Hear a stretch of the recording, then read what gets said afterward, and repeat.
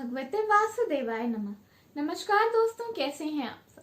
बहुत स्वागत है आपके अपने ही चैनल इंस्पिरेशन ऑफ प्रेरणा में।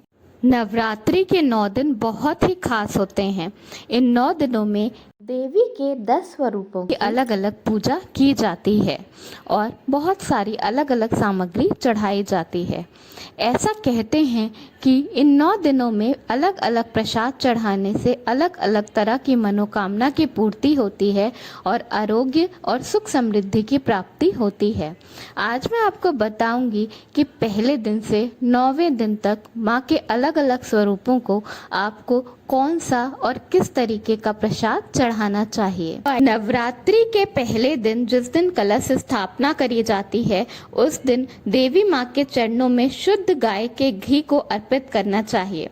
ऐसा करने से आपको आरोग्य की प्राप्ति होगी। अगर घर में कोई व्यक्ति बीमार है तो ये ज़रूर करें, और अगर घर में कोई बीमार नहीं है तो भी अपने घर के लोगों के स्वास्थ्य के लिए माँ के चरणों में शुद्ध घी ज़रूर अर्पित करें। नवरात्रि के दूसरे दिन माँ को शक्कर का भोग लगाना चाहिए।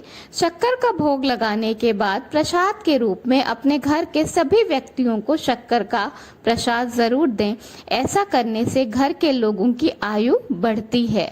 नवरात्रि के तीसरे दिन देवी माँ को दूध या खीर का भोग लगाना चाहिए।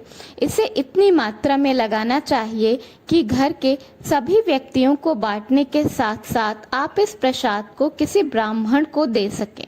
ऐसा करने से घर में बहुत सारी सुख समृद्धि आती है। नवरात्रि के चौथे दिन हमें देवी माँ को मालपुए का भोग लगाना चाहिए और उसके बाद इसे गरीबों को या ज़रूरतमंद लोगों को बांट देना चाहिए। ऐसा करने से आपके घर में सुख समृद्धि तो आती भी है और हर तरह का सुख भी आपको प्राप्त होगा। नवरात्रि के 5वें दिन देवी माँ को केले का प्रसाद अर्पित करना चाहिए। केले का प्रसाद देवी माँ को चढ़ाने से निरोगी काया की प्राप्ति होती है। केले का प्रसाद चढ़ाने के बाद आप केला अपने घर के सदस्यों के साथ साथ और भी आपके घर में जो लोग काम करते हैं या आसपास के लोगों को जरूर बांट दें। नवरात्रि के 6ठे दिन माँ भगवती को शहद का प्रसाद चढ़ाना चाहिए। ऐसा कहते हैं कि जो शहद का प्रसाद चढ़ाता है उसकी आकर्षण शक्ति बढ़ जाती है। ये जरूर करना चाहिए। माँ भगवती को 6ठे दिन शहद का प्रसाद जरूर चढ़ाएं। नवरात्रि के 7वें दिन देवी माँ को गुड़ का भोग लगाएं और इसे जरूरतमंद और गरीब व्यक्तियों को बांट दें। ऐसा करने से आपको वैभव और सुख की प्राप्ति होती है। समाज में आपका मान सम्मान बढ़ता है। नवरात्रि के 8वें दिन माँ भगवती को नारियल का भोग लगाना चाहिए और उस नारियल को दान कर देना चाहिए।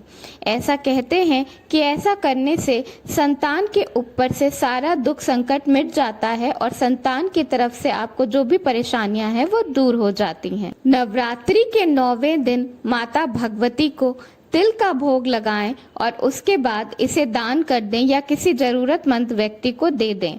ऐसा कहते हैं कि ऐसा करने से आप पर से अकाल मृत्यु का साया हट जाता है। तो ये हैं 9 दिन के 9 प्रसाद जो कि आपको माँ भगवती को अर्पित करना चाहिए पूरी श्रद्धा से।